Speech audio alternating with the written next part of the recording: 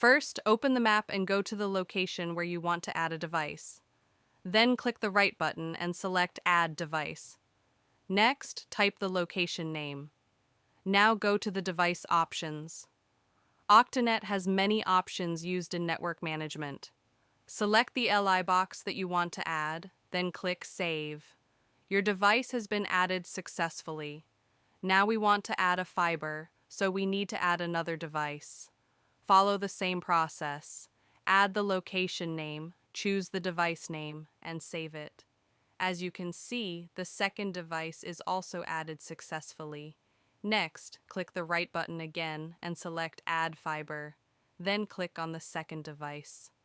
OctaNet will ask, "Are you sure you want to add fiber to this device?" Click Yes. Now choose the fiber type. There are many options available. Select Wire Mode.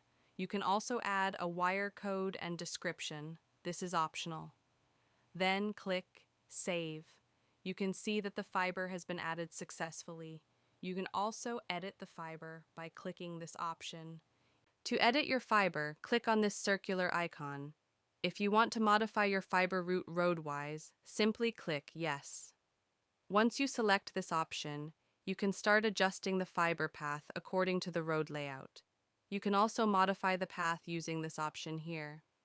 As you can see, when we click on this option, the fiber path changes and follows the selected route. This allows you to adjust and fine-tune the fiber path easily. After you are satisfied with the changes, click on the Confirm button.